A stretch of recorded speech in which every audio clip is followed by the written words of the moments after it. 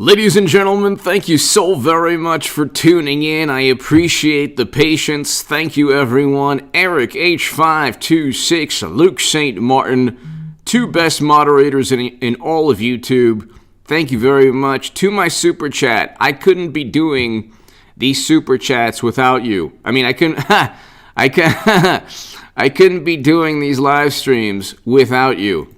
And I just appreciate your support. So to my super chat, thank you so much. Pretty much every political rival of the Orange Menace, the man who, if you stubbed your toe the past 4 years, it was a plot from Putin and the Orange Monster.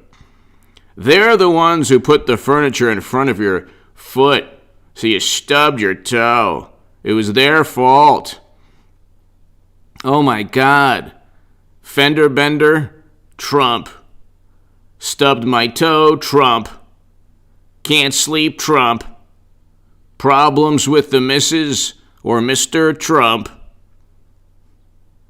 The Trump who stole Christmas. He was the nightmare of Democrats. Anything bad, by the way, any atrocity that happens, Trump. Anything horrible that happens, Trump. His words. Of course, his words are amplified endlessly. Like, you would think if you didn't like what somebody else was saying, you wouldn't amplify and publicize everything they say and obsess over everything they say. Politico, women's groups want Cuomo to resign and don't mind that Biden doesn't. Pretty much, that's probably the best. And I like Politico. I think it's like the best publication of all the mainstream publications. I mean, you couldn't get a more honest headline.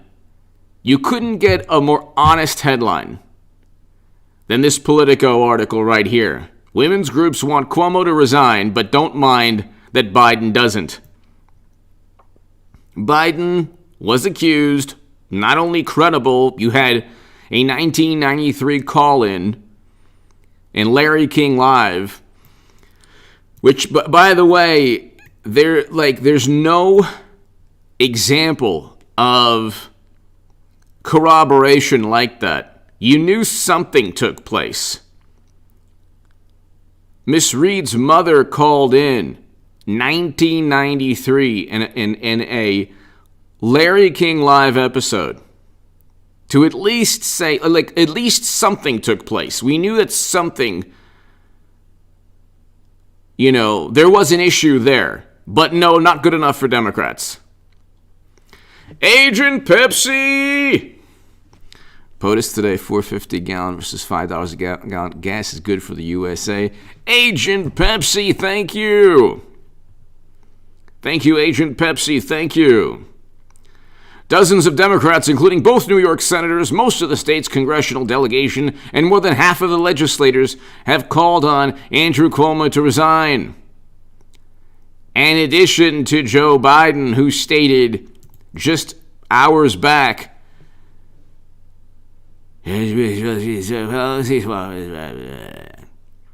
he stated, if the allegations are true, he should resign. Typical Democratic sitting on the fence. Oh, how dare Trump say what he did about people kneeling. Well, why don't you kneel, Democrats? Why doesn't Biden or Pelosi or Schumer or Gillibrand or anyone, Newsom, why don't you kneel during the national anthem? Oh, well, we didn't say we would do it. Yeah, so you agree with Trump. Democrats take every single topic, issue, subject matter, and derive every ounce of political utility while at the same time distancing themselves from any political liability. They are never forced to uphold their alleged value system, ever. They are never forced. By the way, there are now investigations that have begun by either Republicans or Democrats into pretty much the 5 political rivals of President Trump who are governors. Andrew Cuomo, and they all had horrendous handling of the pandemic. The pandemic was not Trump's fault. And Trump, so Asian Pepsi, thank you very much for starting it off. Thank you, Asian Pepsi. The pandemic, like you could say, if you say that, well, there were missteps by Trump, okay. I'm not gonna say there weren't missteps. There were missteps by every politician. They were impeaching Trump before they claimed to be at the forefront of protecting Americans. 1 out of every 5 Americans who lost his or her life live within California or New York. That's a fact. 20%. And you say, well, that's the 2 most populous states. Well, okay. New York has the highest per capita rate in the country, along with New Jersey. So you can't divorce yourself from reality. The reality is that Democrats have presided over the worst outcomes. Yet they've pontificated the most, and every governor who was propped up and shielded and protected by media, every single governor, now has investigations because they put infected people in elderly care facilities, which is probably the most despicable thing you could do. The absolute most despicable thing you can do. A great many people in New York, in New Jersey, and other states. I'm thinking of publications. Other states. You think the last moments of a person's life in these elderly care facilities or facilities that help disabled Americans, that Democratic governors. Trump didn't tell these Democratic governors. Trump did not tell these Democratic governors to put infected people in elderly care facilities. He did not tell them to do that. Why is that so difficult? And I was telling people it's so difficult for wonderful, morally superior Democrats to understand.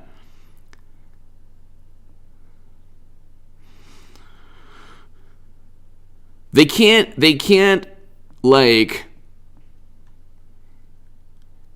possibly look in the mirror and say, okay, maybe we didn't have all the answers. Maybe it wasn't Trump's fault. They have to correlate a tragedy to Trump's words. That has to happen. Because he's so awful and he's such a monster and he's capable of anything. So nothing that they've said, nothing that all of media has said, you can look at the Washington Post, who just made up quotes from Trump, the Washington Post, the New York Times, the Atlantic, the New Yorker, BuzzFeed, the Daily Beast, Vanity Fair, Esquire, Mother Jones, The Nation, Rolling Stone, Time Magazine. I just named 12 publications. Please tell me, name one of these publications that ever published a positive article about President Trump. Maybe like a handful in 4 years in the Washington Post. I don't even remember one in the New York Times. Maybe a couple.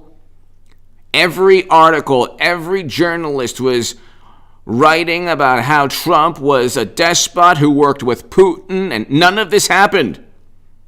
And I don't understand, do authoritarians and despots, can you name one who actually had his intelligence agencies, all of media, turn on him and the courts stop him from implementing policies? Where are these despots and authoritarians in history? They're usually just called presidents.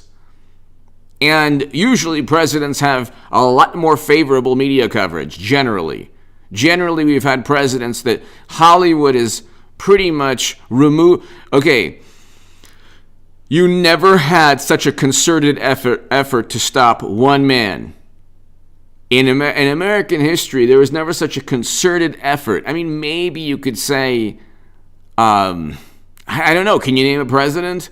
What did this man do? He was like, they didn't like who he was. The day he was inaugurated, Madonna said something that should have been like, I can't even repeat what she said. Aria Lee, do you think, in your opinion, that Newsom will get recalled? I highly doubt it, but that would be awesome. I think it'll be a battle. You got the 2 million signatures now, Aria. You got the 2 million signatures. Thank you, Aria Lee. Thank you. But then you have like Democrats running the entire state, so it'll be very difficult. The recall, the fact that Republicans have managed to get the recall on the ballot is a good thing. Okay, there will be a day eventually, when California and maybe perhaps even New York have a Republican governor. There's a Republican governor in Massachusetts. But there will be a day, again, you've had Republican governors of both states, obviously. This is a fleeting moment in American history where Democrats, you have to look at it, ladies and gentlemen, Aria, and everyone here, thank you. You have to look at it in the following way. They have every single conceivable advantage, from media to Hollywood to social media. Social media goes to bat. I mean, the algorithms are geared towards protecting Democrats and harming Trump. Any claim that's made that's baseless and absurd, I mean, just fabricated quotes from the Washington Post, a dossier published by every publication. Anything that is detrimental,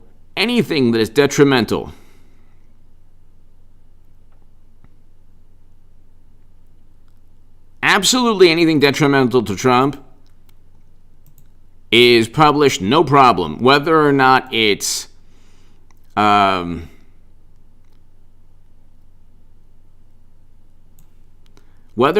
accurate, there's no disclaimer.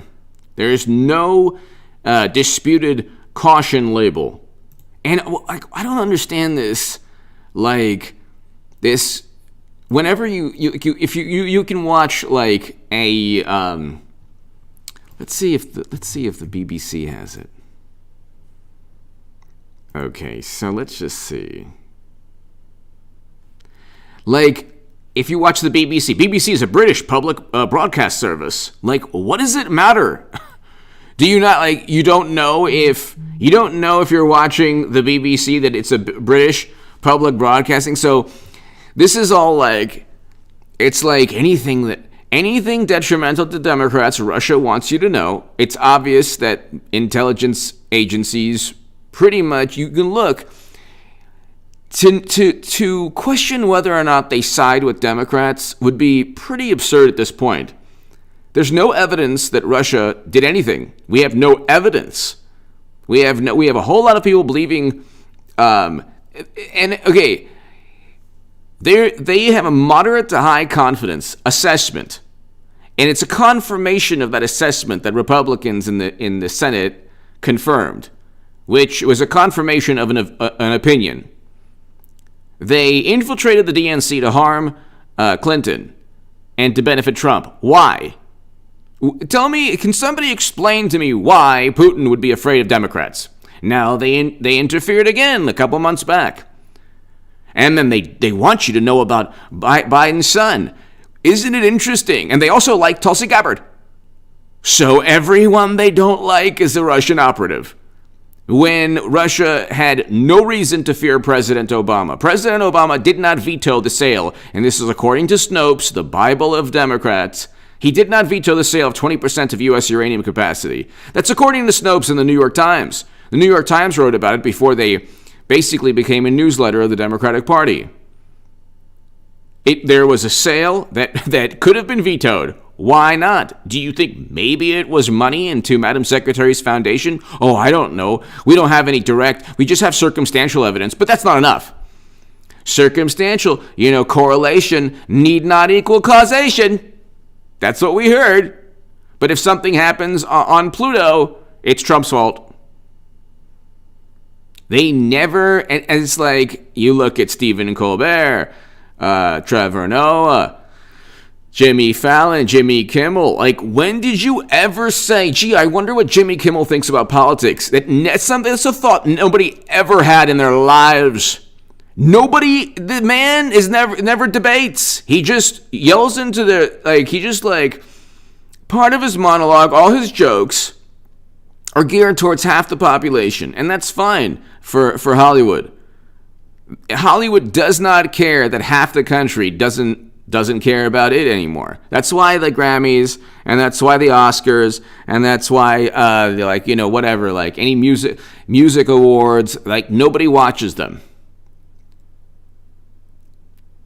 You have, and it's it's interesting too, because they're willing to actually lose money just to prop up political viewpoints that half the country don't agree with. Then you have Twitter accounts of government agencies going after Tucker Carlson. It's like, okay, well, that's not going to exactly. Tom, hello. That's not going to change anyone's viewpoint or opinion. Thank you again, Arya. Thanks, Agent Pepsi. So, ABC News, Cuomo should resign if allegations confirmed. Wow, thanks, President Biden. Thanks, Joe. That is a very well thought out, they're all public relations. If it was Trump would have said, you know what, the guy's a pretty, slimy, whatever, and then, oh my God, Trump called him slimy.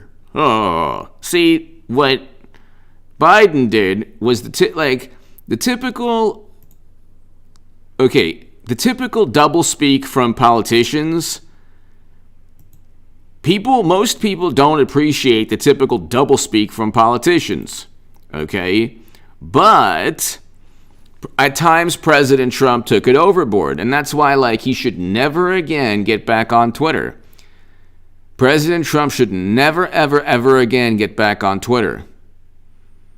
Because that was a trap. But you have Newsom being recalled.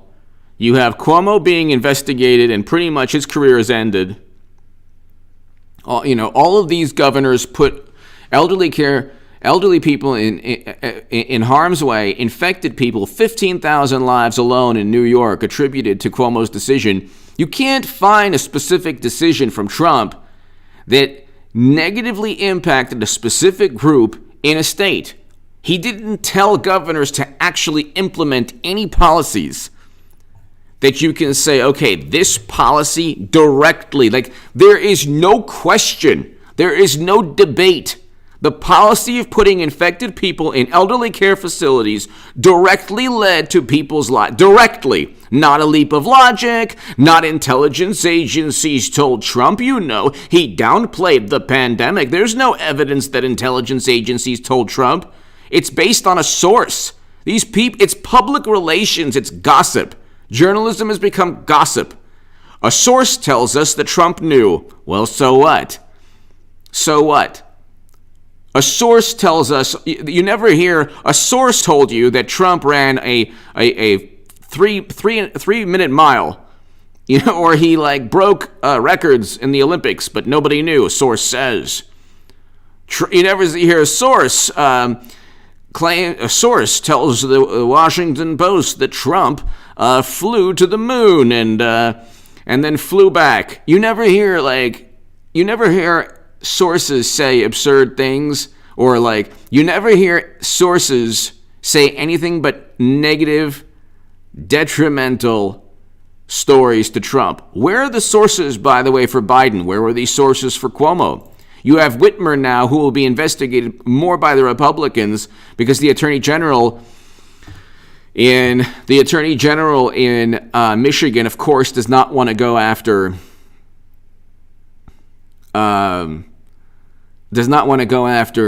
the governor. So So there you go. Do you think they're going to end, like, there were thousands of people whose lives were lost attributed to the Michigan governor's decision. Then you have Tom Wolf, who did the same thing in Pennsylvania. It's just unbelievable.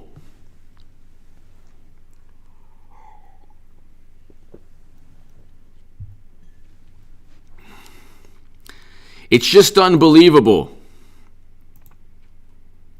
That's all you have is a public relations apparatus that's working overtime to prop up the Democratic Party because the Democratic Party is essentially politically on life support. That's something that nobody's really talking about or acknowledging. They're going to spin it into saying that, oh my God, the Republicans are, oh my God, they're no longer in political power. I mean, look, they don't have Congress. Yeah.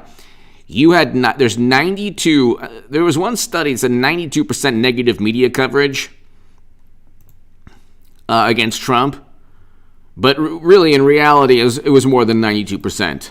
But you can't, unless you're Trump, you just can't overcome that. And then, look, like I said, President Trump should never have insulted LeBron James. He should never have insulted NFL athletes. He should never have engaged in Twitter in the manner that he did because it didn't help the country and it didn't foster dialogue, debate, discussion.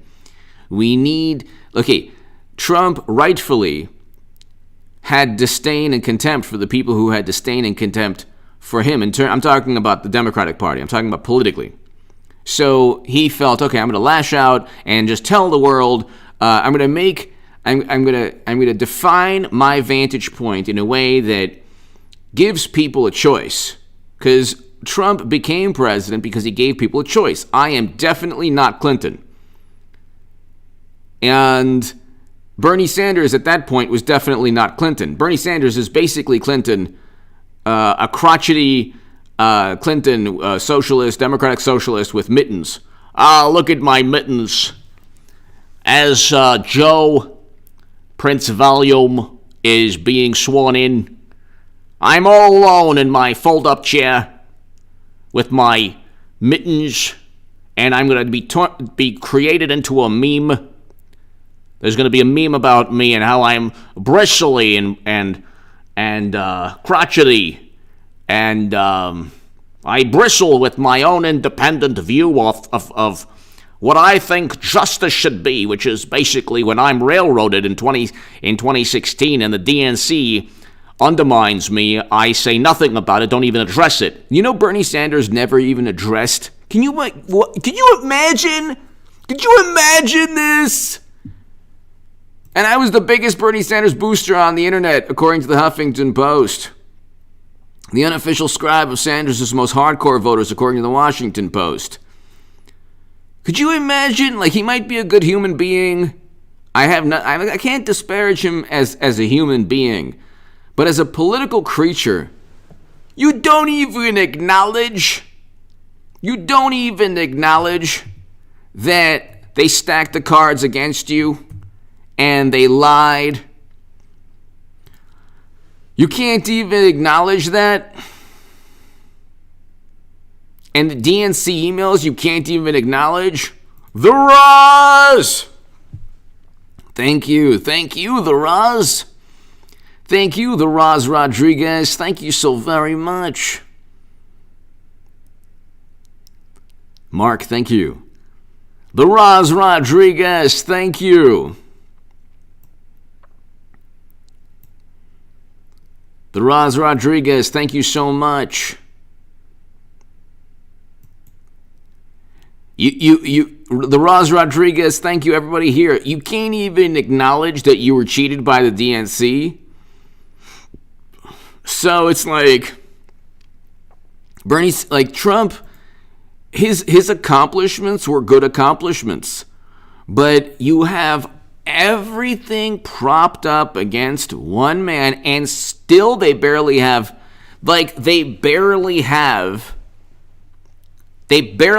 control of Congress. Barely. They will lose control in 2022.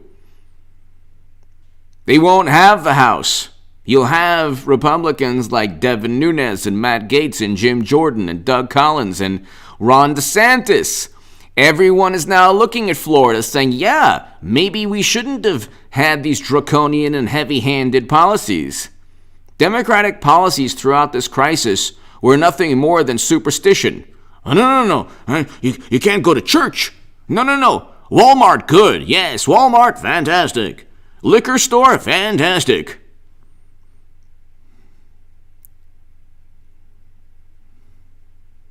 There was a shirt. I'm not even going to park in the front. I forget. Oh, yeah. Target, very good, very good. Supermarket, you can wait in lines, panicked lines, but you can't have, healthy people cannot have a coffee in a coffee shop because you might end granny. And this is while they're putting infected people in old age homes. In the last, it's unbelievable. It's unbelievable what Democrats have been able to get away with without any media coverage. And then they say, oh, you're a grifter for liking Trump. It's like, no, if I wanted to make money, like, thank God, the channel is good. I'm in great standing. The Roz Rodriguez, everybody here. Thank God, I'm very honored to have almost 200,000 subscribers and the channel growing. I have a huge announcement to make that's really positive that you will love in a couple of weeks. Did I thank Eric H526 and Luke St. Martin? If I haven't, thank you both, gentlemen. But if I wanted to make a lot of money, I could have simply done this. Ladies and gentlemen, the Roz Rodriguez, everybody here. I can't stand Trump. He's an authoritarian and a despot. He's a mean person. And you know what? His words influence others. And he worked with Russia. The intelligence reports say so. And they're never wrong. They were right in the Gulf of Tonkin and the Bay of Pigs and WMD. And, I shouldn't have liked Bernie Sanders. I made a big mistake. I should have just voted for Hillary. And I renounce and disavow any nice word or kind word I ever said about Bernard Sanders or Trump. Because you know what? He's not a decent human being. And I'm voting for Joe Biden, who's a decent, good human being. And there was never any credible allegation against him because, Russia wanted everyone to know about his son's emails, and we don't even know if those emails are accurate. So, look, just do some research on authoritarians and despots of years past. If you just do some research, you'll understand. All of them were orange. All of them were orange and used Twitter. All of them had judges on the federal level in the Supreme Court strike them down. All of them had their own intelligence agencies set them up. All of them had media. They had no control of media. Where are these historians and scholars? If you look at Trump, he's an authoritarian. Really? Usually authoritarians pretty much control the media narrative. You couldn't find a more focused, dedicated media intent on just disparaging and taking down one politician. You've never found that before. Do you know how much money? David, hello. Do you know how much money you could make? That's where the money is at, baby. That's where the money is at. Trump. He emboldens everybody horrible. He worked with Putin. The Facebook ads swung the election. Okay? The DNC, the Democratic Party, was infiltrated by Putin.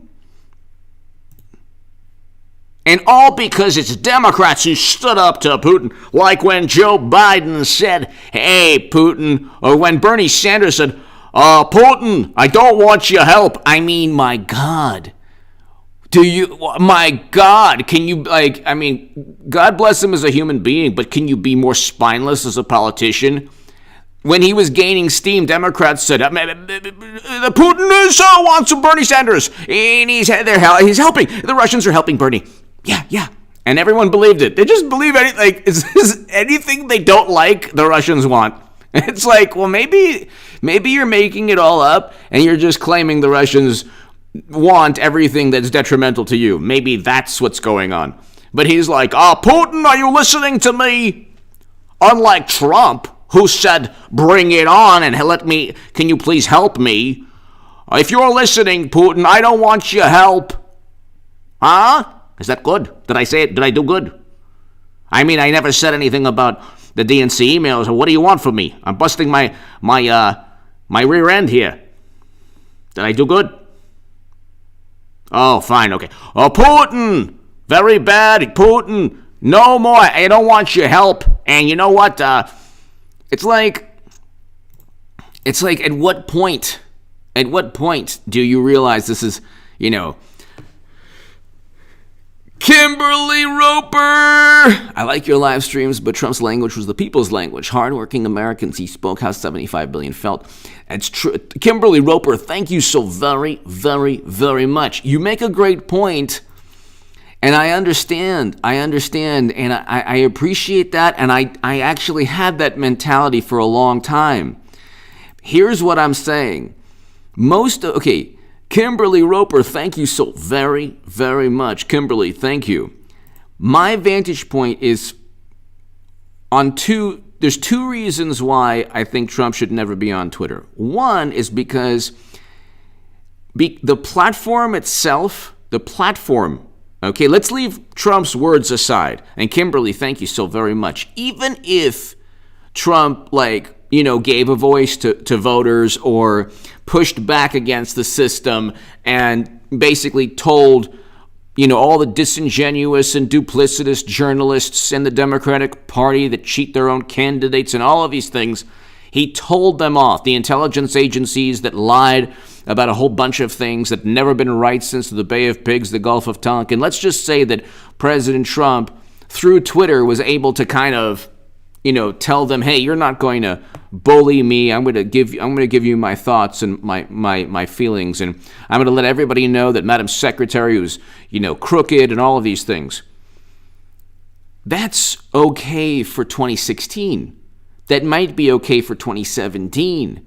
But then 2018 takes place, then 2019, then 2020, you have the crisis that they blamed on Trump, and then you have the end of 2020. You needed to create, if you're President Trump, you need to create a dialogue, discourse, debate, discussion. Even if I know they didn't want that, but if you can create that, your message can resonate with people. There were independents, unfortunately, they liked Trump, but they liked Trump's policies, but they didn't like his personality. And my whole thing is the algorithm at the end. Like that little insulting, this is a disputed claim. It became pure public relations towards the end. It's a disputed claim. It worked. Look, you and I and everyone here, we're going to vote for Trump no matter what. Because for me, I want Americans home from never-ending counterinsurgency conflicts. I don't care about what Tucker Carlson says. Whether he's right or not, that's a discussion that people should have. All of these societal ideological battles, that's not the moral issue we should be concerning ourselves with as a country. We need to bring home Americans from never-ending conflict. That's what drives me. And it's liberals generally don't care that they had the Lincoln Project. Foreign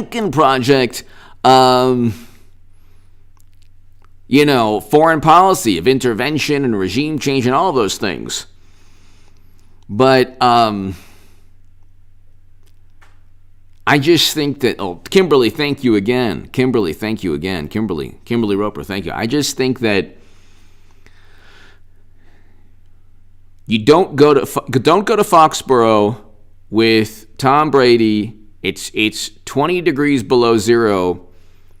And even if you have the 85 Bears, you're still going to, if you're playing away at Foxborough and the ball's whatever, deflated, and, it really doesn't, you're not going to defeat Tom Brady in Foxborough, 20 degrees below. So, what I'm trying to say is that Democrats had home field advantage on Twitter. They always have home field advantage. But Kimberly, thank you so very, very much. But you have, the Republican, I haven't even gotten to the Republican Party. The Republican Party is the reason, that this all happened. You have Republican parties on a local level that were completely asleep for the past 4 years. I think that nobody realized what could happen if Democrats take full control. And now you're seeing crises, numerous, horrendous. By the way, there's no outrage anymore. By the way, AOC, who had to be refuted by Yad Vashem because she made the most inaccurate, absurd, revisionist historical claim. She's not looking into a chain link fence in horror anymore. Gee, I wonder why. She's not looking into, and where you don't see, it's interesting. Nobody asks why we don't see the other side of, what is she looking at? Everything is pure public relations. My God, it's pretty easy to kind of decipher. See, it's become a religion. It's become, oh yeah, you voted for somebody who grabs. Yeah. It's no, that was a hot mic. It wasn't a deposition. And you voted for somebody who literally has a police report on exactly what he's accused of actually doing. Nobody has ever accused Trump of doing that. Oh, well, he did that. It's they don't even, it's impossible. It's impossible to separate who they are as human beings from politics. That's why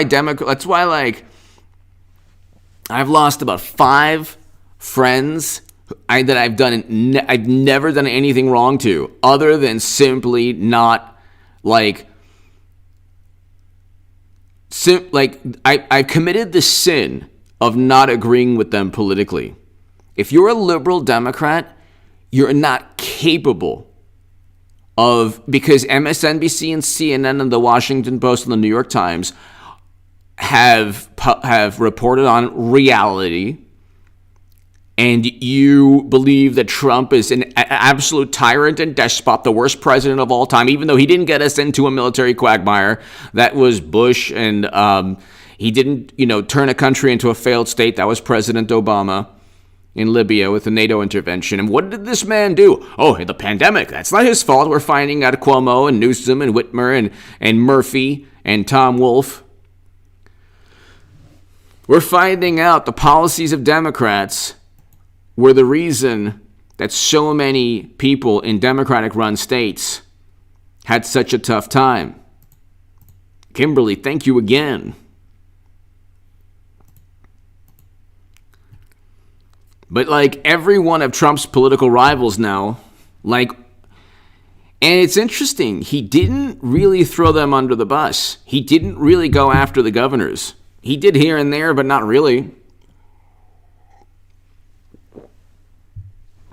They turned it into a blue state issue. Anyone who didn't agree with them or didn't do exactly as they said, if they lost their life, you see? Look, they're so despicable. They didn't have any direct evidence of any of their claims, actually. And we're looking now, and their policies led to the worst outcomes with the highest unemployment rates.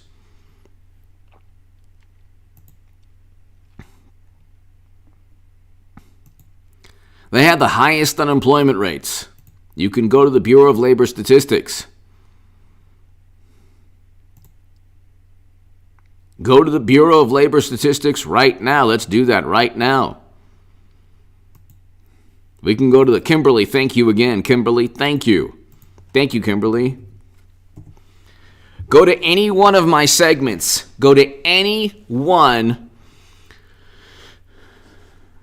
Go to any one of my segments right now. My uploads. Just click on the description. And you can get the Bureau of Labor Statistics. And the worst thing they say is Trump. Now, the economy right now, and this is pretty much the same economy that was at the same numbers pretty much. It says January 2021, but it's pretty much the same numbers as when Trump left. Hawaii, 10.2% unemployment. California, 9% unemployment. New York, 8.8% unemployment. New Mexico, 8.7% unemployment. D.C., 8.4% unemployment. Nevada, 8.1% unemployment. Connecticut, 7.9% unemployment. New Jersey, 7.8% unemployment. Massachusetts, 7.8% unemployment. Illinois, 7.7% unemployment. Pennsylvania, 7.3% unemployment. Rhode Island, 7.2% unemployment. 1, 2, 3, 4, 5, 6, 7, 8, 9, 10, 11, and 12. 12 of the top 13 states have the highest unemployment rate. That have the highest unemployment rates are blue states. And you better believe there's over 200,000 lives. So you probably get well over half of all the lives lost, maybe approaching 60% within those states. Maybe approaching even 60% within those states in terms of lives lost. They had the worst outcomes by far. Go look at the aggregate numbers. But they pontificated the most. Look what they said about, God bless Herman Cain. When he passed away, they were making the most despicable claims. How can they do that when they presided over the worst outcomes? They don't have a leg to stand on. They didn't have any moral superiority. They didn't have any right to judge or condemn or mock anyone who didn't listen to them, who perhaps lost his or her life. But they did that because that's who they are. You're talking about the greatest narcissists in American history. The most egotistical, self-centered narcissists. They preside over the absolute worst outcomes, and they revel in the pain and suffering of others.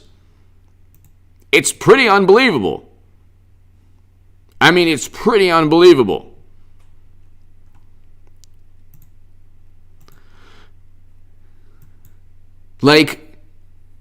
Everyone in those states that lost their lives, where you have seven, the top seven of the top 11 states with the greatest number of lives lost, according to the New York Times,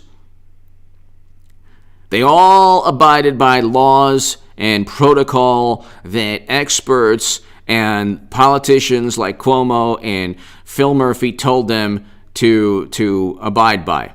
And still, they lost their lives. So, and then you say, well, it would have been worse. No, it wouldn't have. Look at the red states where guidelines were not as strict, not nearly as strict. They had much better outcomes. Go to the New York Times statistics. I mean, if anyone should be saying, if anyone should be acting like, oh, yeah, you didn't listen to us, it's the red states, not blue states. Go to the New York Times statistics right now. Then I'm talking about aggregate numbers of lives lost and per capita rates. They have the highest per capita rates also. The top 4 highest per capita rates.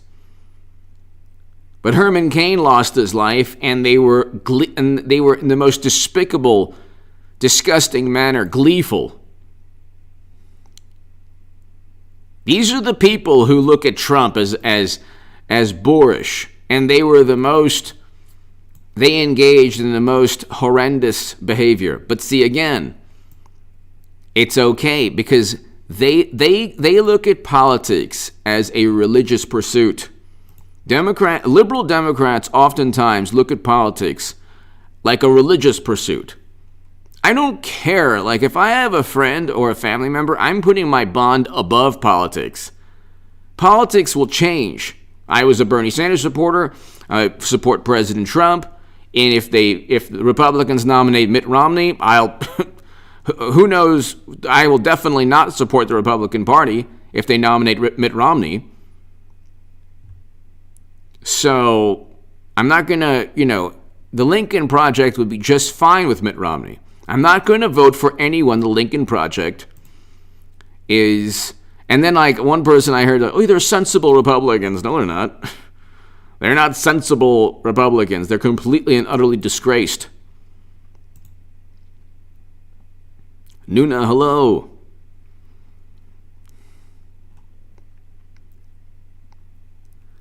But you have this, ladies and gentlemen, you have this, you're seeing now, like, the clouds are moving aside. You're seeing some sunlight in terms of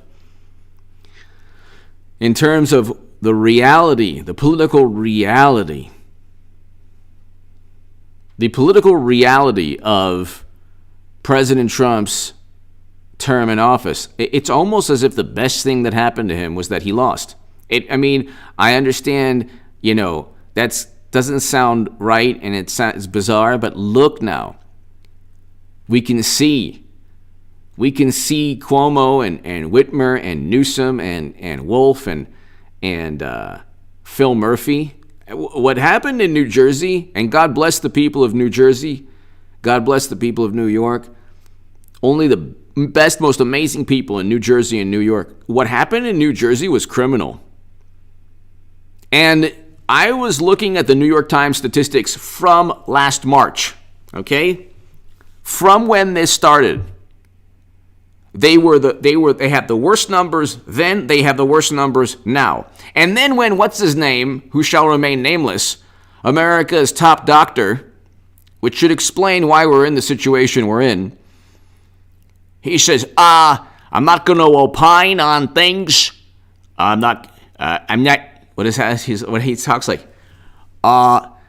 Any doctor that talks like this must be a genius, and I'm not going to opine, Senator Paul, Senator Rand. He calls him Senator Rand. I'm not going to opine, Senator Rand. It's true that they were hard hit in the beginning, but they've done a lot better now. It's like, well, but they're still tops in aggregate numbers. So what do you mean? God forbid, like, it's the epicenter. What more? Yeah, thank God it got better. What do you mean they were hit hard and things got better? It's still, the aggregate numbers are still the worst in the country and in the world. This is your rebuttal? Then they asked him, what do you think about protests? I'm not going to opine on that. Well, you opined on everything else. I'm not going to get into politics, Senator. That's all you do is get into politics. You couldn't even have a coffee because of you.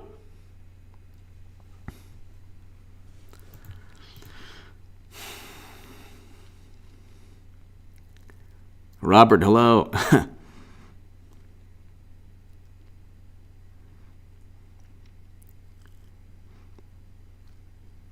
But it's like,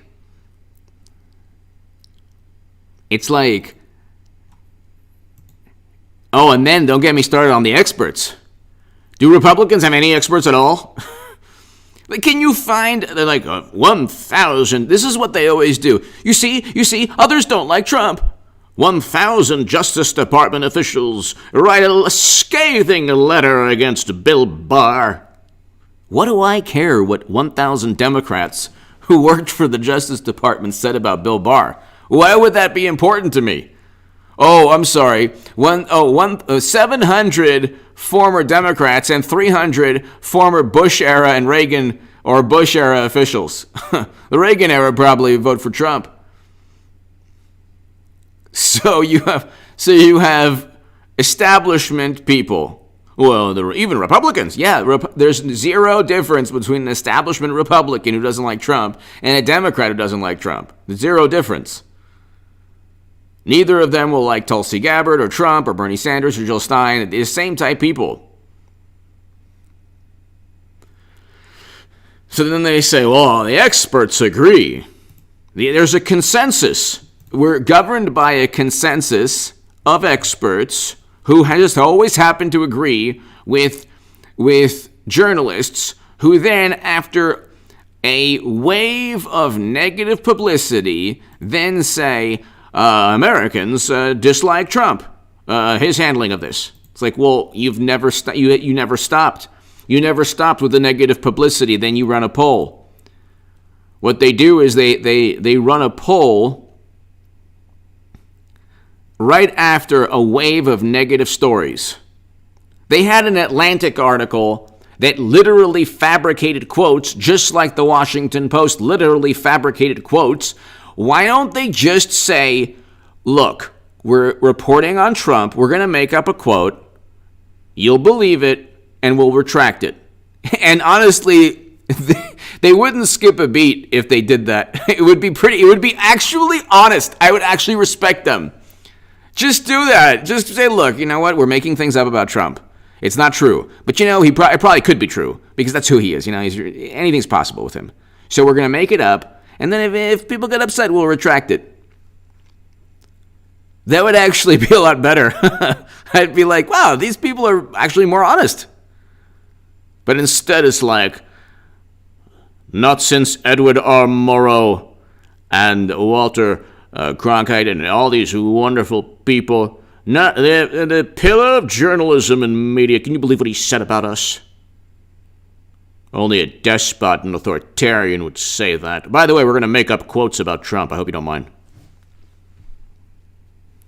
And nobody called out. Do you think the Atlantic article had any caution label? How about no? Nelson Reyes! Thank you for your great commentary, sir. Make America great again. Thank you, Nelson! Thank you, Nelson Reyes. Thank you very, very much, sir. Nelson Reyes, thank you. Greatly appreciated, Nelson. Thank you. Thank you, Nelson. Thank you very much, Nelson Reyes. Thank you.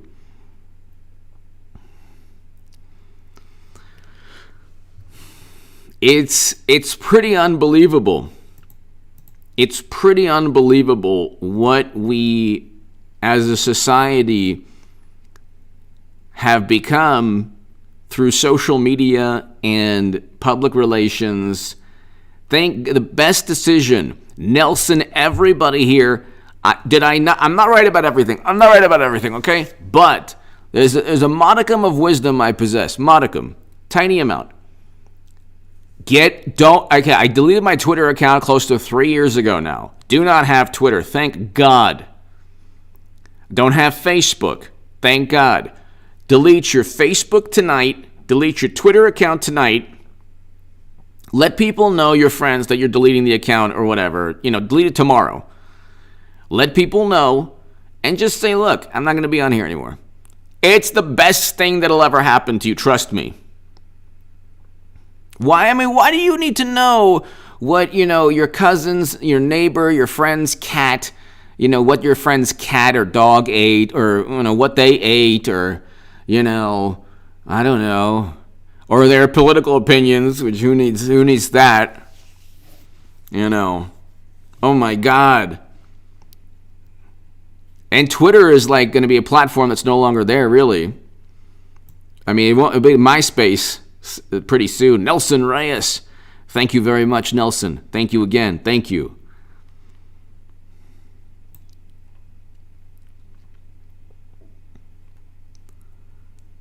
It's like life is beautiful, thank God, but it's difficult enough. Reality takes a long time to completely understand. Why would I want to enter into a cyber world run by imbeciles? There's enough imbeciles in real life. I'm supposed to go into a cyber reality now? You said this, therefore you're this. So therefore, you're the worst person ever. Therefore, you shouldn't work. Therefore this, therefore that, therefore that. Every extension of absurd leaps of logic they'll do. And everything. You said this 10 years ago? 10 years ago? But I raised $10 million for a hospital. It doesn't matter. You're now related to Satan. You said something 10 years ago on Twitter. But I raised $10 million and I saved 10 people's lives who were passed out, and I performed CPR, and I saved people from a building in flames, and I saved people from drowning, and I did all of this, and what did you write 10 years ago? Huh? Well, I was repeating a joke. So you were trying to subliminally speak to the supreme people, to the people who have supremacy. So therefore, your life is done. That's all they do. It doesn't matter what you do. John Mark. AJ, I'm back for the new shows. John Mark, thank you. Thank you, John Mark. Zoe Fenderblast. Exactly. Thank you, Zoe Fenderblast. I love that name. It's a beautiful name. Zoe Fenderblast, hello.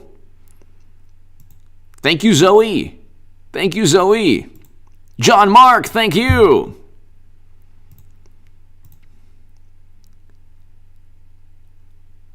Zoe Fenderblast, John Mark, thank you. Anything you do in life, when did this become a thing? Zoe, John Mark, thank you again. When did this become a thing that you said something 10 years ago? Therefore, no more work for you. You're out on the streets. Why? We, the anonymous Twitter profiles who complain about everything, we've decided that you should be erased from planet Earth. But you live within cyberspace. It's not even real. Doesn't matter. I'm at home in my underwear, casting judgment and condemnation from my computer, just like God intended. And I'm battling the horrible people, just like in Normandy when they stormed the beaches of Normandy. This is what they did. They were on in the laptops. Yeah. You get the most absurd memes. This is a gathering of you know what, and so I'm doing the same thing. I'm protecting the world. You're not protecting anybody. You're not even defeating the ideologies like I did during a debate. But nobody, like if you're a millionaire musician, why don't you stand up for yourself? Why don't you just stand up for yourself? The day they try to truly erase Bill Burr is the day that it will be the end of that whole cyber reality, because I think that he'll not only fight back, but he'll take everyone left and right with him. He'll be like an icon, a hero, and then. Can you imagine, though, when 5-6 years from now it turns into MySpace, and then still there will be the Twitter high priest saying, we don't like this. Nobody can hear you anymore. You know what? This movie was bad. It has all the themes that the bad people might like. Nobody listens to you anymore. It's not even a thing anymore, Twitter.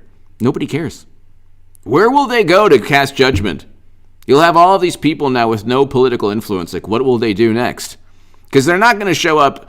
Like, the people who picket at, like, in front of movie theaters or whatever, like, that's, you know, the vast majority of people who cast a judgment on Twitter are people who hide behind phony and fake profiles. So,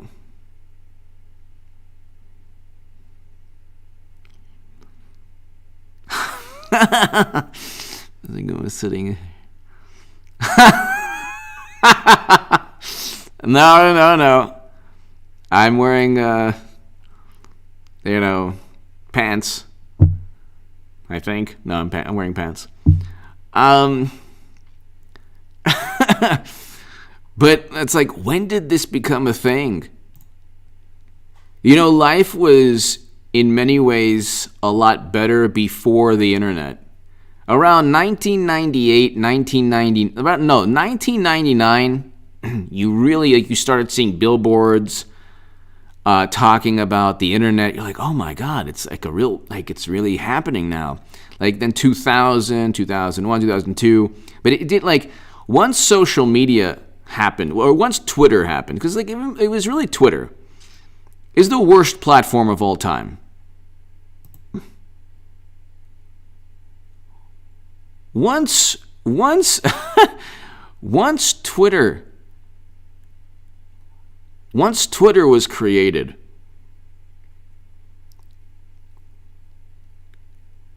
it's like it gave a voice to the most negative people. There's one of my favorite movies of all time, Jay and Silent Bob. Jay and Silent Bob Strike Back. And there's a part, it's a 2001 film. Kevin Smith is a genius, absolute genius. And like, I love Jay and Silent Bob, and I love like all his films. And there's a part in the film where there's a part in where there's a movie review, and then Jay, what he does, he writes. There's like an internet access at like, you know, the fast food place, like the McDonald's. And he goes, and you have to see, it's the most hilarious. He's like, no, and we will then, and then we are the ones who will then. It's, oh my God, it's so funny. But that's basically like 20 years ago, we were just starting to see, hey, there's an opportunity now for people who just have negativity to utilize negativity as a political tool, or like even in movie reviews or whatever. Like, you see these movie reviews of like movies in the 80s. I see even movie reviews like here, like from, like, it's just the most, like, do people ever enjoy themselves anymore? Let's look at the American Pie movie review.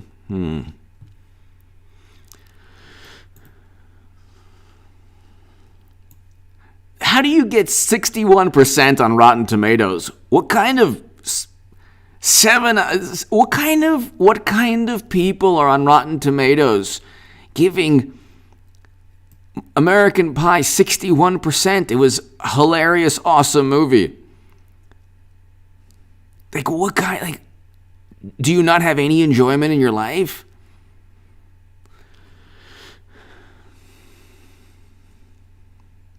Another gross-out comedy for teenagers. A crude piece of work. What? A crude piece of spottily acted? What? What?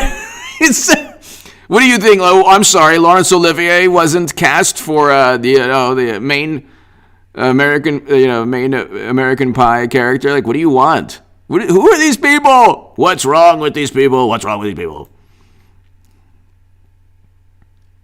It treats you know what with no honesty. And yeah, it's called a fun, hilarious movie. My God, what's wrong with you? That's why you have to just, you know what? Nothing is good anymore. Nothing is fun. Nothing is fun anymore. There's nothing fun anymore. The flu. Nothing is fun anymore. Bye-bye, fun. Exactly, Eric H526. That's a great point. Eric, it's the movie version of Yelp.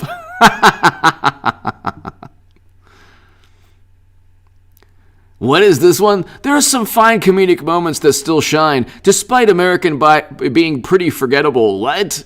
How can you forget that movie? It's an amazing movie. You agree with this, and you agree. You think it's an amazing. H.A. Goodman said American. He engages in the act that, oh my God, you know this is, you must disavow yourself. Disavow. It's like, no, it's not that serious. It's a movie. Nutty person who's lost his mind. You voted Biden, right? Yeah, we got it. No problem.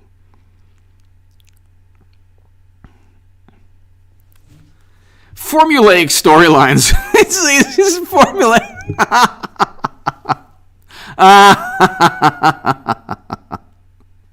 This is so fantastic.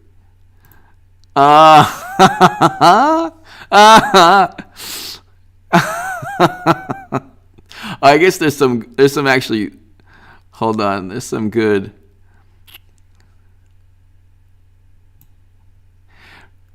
Hard to watch current day. Yeah, that's the problem. Actually, it's not. It's very enjoyable in the current day. Movie that really made up an era and was top of the genre for the time. Yeah, unfortunately, times changed to where there's no fun and no comedy and no nothing. Hard to watch current day. It's only hard to watch if you're... Oh, you want to get into it.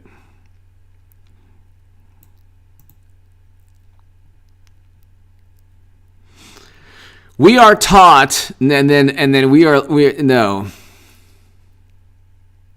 We are not taught anything from... You're not taught from movies, okay? We are taught that something bad, people do bad things. No, it's not. Movie aged terribly. No, it aged wonderfully. It's even better now because you can't, like, everything is... The Twitter high priests have told you can't enjoy yourself. Not even nostalgia can save it anymore. Oh, that's not true at all. That's not true at all. It's a fantastic movie. Because it's a great comedy. It's not so much even... 90s gross out comedy.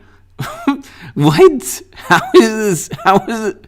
Oh my gosh. Nothing other than unintelligent and boringly crude. Oh my God. It's a teen movie. Oh, I'm sorry. Now what's in vogue is being depressed. Now everything, if you're depressed, you're like really awesome now. It's really fun. Kimberly Roper. I miss the old comedy Saturday Night Live. Exactly. Old Saturday Night Live was amazing. Kimberly, thank you so very much. Kimberly, thank you so very much. Kimberly Roper, thank you so very, very much. Saturday Night Live used to be, oh my God, it was amazing. In the late 90s, in the 80s, 90s, and early 2000s. And I'd say probably about maybe 2006 and 2007. Maybe 2010 it changed. But like when they were, okay, I don't know, it's me. Very rarely will I laugh. Like Ryan Long is amazing.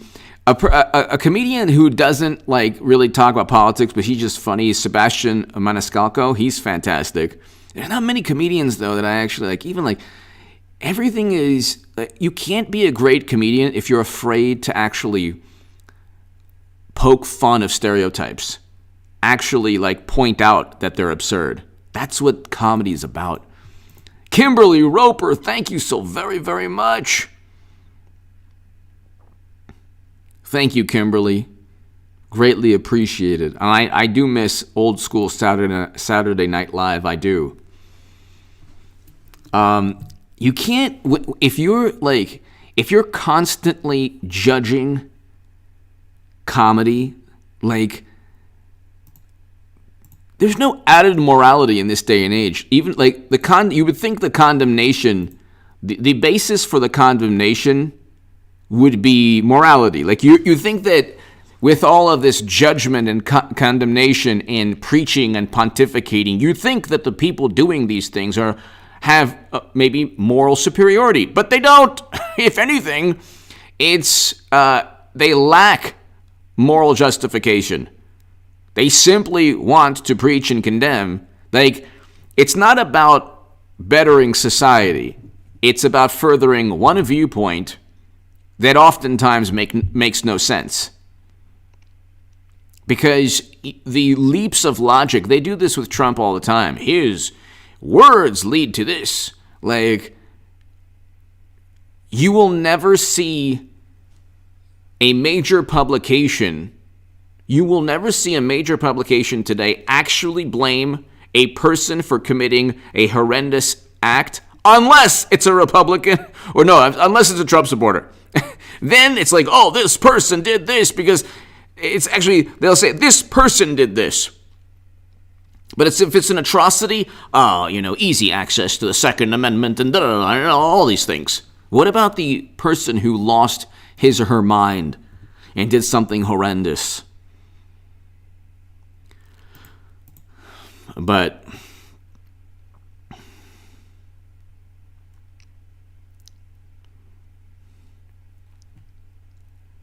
the 80s, like, you look now, what is that funny? Like, if you look into an interview, like a monologue, a Jimmy Kimmel monologue, it's always going to be how horrible Trump is. It won't be that funny. Like, Johnny Carson and Arsenio Hall were funny, but they never had, like, a political objective. You can't truly be funny if you have to cater to, like, so many different goals or objectives. Like, we have to, disparage Trump, and we have to do this, and we have to uphold a certain way of thinking. There's so much in this day and age that's actually funny because people take it so seriously. That's why Ryan Long is amazing. And his channel is, on its way to 1 million subs, and he deserves it. Like, he's absolutely hilarious. So, anyway, ladies and gentlemen, Kimberly, thank you so much. Ladies and gentlemen, to my super chat, thank you.